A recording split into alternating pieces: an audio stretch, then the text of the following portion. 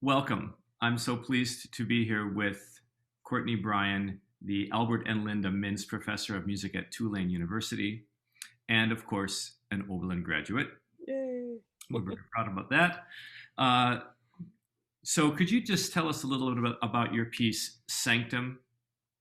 Sure. And I'm very excited that you're programming this at Oberlin. I always remember as a student, of course, all of the concerts of the CME and just getting to workshop as well as a composition student. Um, so yeah, the Sanctum is something that I composed in 2015. I was doing a postdoc at the time at Princeton in African American Studies, and I was around a lot of interesting people talking about the longer freedom struggle and about police brutality and just kind of understanding more of the historical aspects of what was going on around us. And I was working on this piece, which was inspired by holiness preaching traditions. And I was inspired by Shirley Caesar and also Pastor Shirley Caesar and Reverend C.L. Franklin, the father of Aretha Franklin. So I was listening to their style of preaching, but as I was listening to the sermons, it started to relate to a lot of the police brutality that was going on around us. And so one story in particular really haunted me, and it was story of Marlene Pinnock, who was being filmed by a bystander being beaten by a cop in Los Angeles on a highway in broad daylight. Um, and she lived through it, and she was able to tell. There was an interview where she spoke about her experience, but she also was asked how she felt watching the video of what happened to her for the first time. And so she had that on the news. And so that story really, I would wake up every day with it. And my piece ended up becoming a piece about police brutality and mainly inspired by her, what happened to her. But then as I was writing the piece, Mike Brown was killed in Ferguson, Missouri. And I started paying attention to the protests that were going on in Ferguson and around the country. And I also um, started listening to the protest chant that people were doing, some that I found online and some in person when I was visiting Oakland. And yeah, the piece just took on a whole new direction. So that's how I came with the inspiration for Sanctum. That's pretty heavy. And you use some of these video or audio clips. Is that actually the audio clip of Pinnock being used there? It is. And is So that her reaction when she watched the video, or is that actually it is? Okay. yeah, so on I think it was CBS, she did a public interview and she said what happened to her and her lawyer was with her, but then the interviewer asked her, she watched the video what happened for the first time and he asked, how does this make you feel? And that's the way she answered are some of the clips that you hear in the piece. Hmm. So, can you just tell me a little about the construction, because you have these beautiful melodic moments, and then you have these moments of great fury and unrest. And is the piece sort of a collage of these um, audio excerpts that are set to become more deeply felt through the music and the way they accompany each other? Yeah, so that's a great question. I mean, I developed things kind of in an overlapping way, but I would say I started with the recordings. So Hmm. I started with listening to this interview. I was listening to the protest chant. I was listening to the sermons and yeah, I guess before that I was listening to the sermons and really like um I would load them on like to Logic and listen to them, but then like take out different parts of the sermon that I thought were very interesting, like just the way the voice was used and like the different affect of the voice, like whatever things were happening musically that really accented like the sermon. So I was listening in that kind of way. And what happens is I had a whole like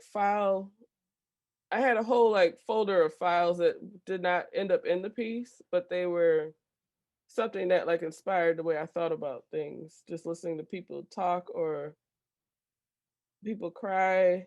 Actually, at first I was thinking about sounds of like violence with the police and just like the image of the police um with the military trucks and outfits, and then I was listening to sounds of the military trucks at these protests, and so a lot of things went into the thinking of it, and just a few of the sounds ended up in the piece.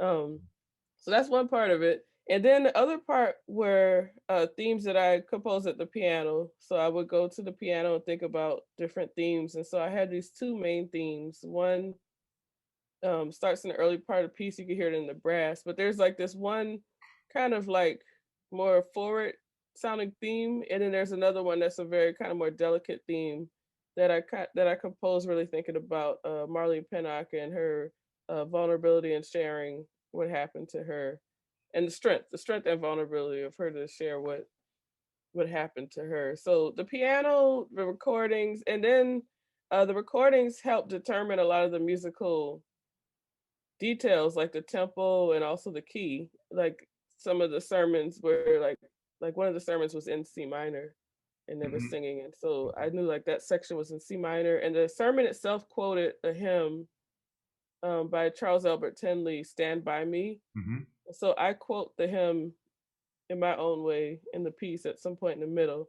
So things like that, like a key that something was in or a tempo marking would come from the recordings first. And then it was like, but then I had these themes that came from the piano that to me were more like kind of organically for me. And then just trying to like combine different approaches. So it's a wonderful piece, Courtney. Thank you. It's been a pleasure to perform it. Thank you so much. I'm so excited about this.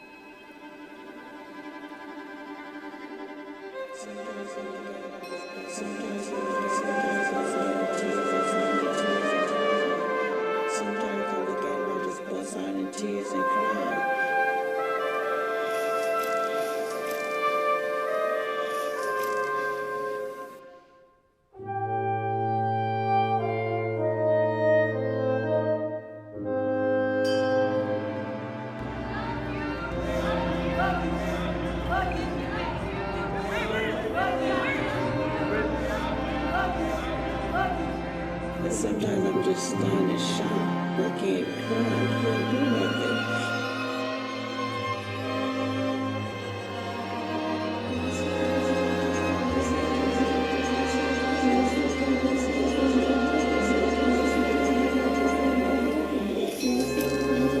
And sometimes I just don't know what to do.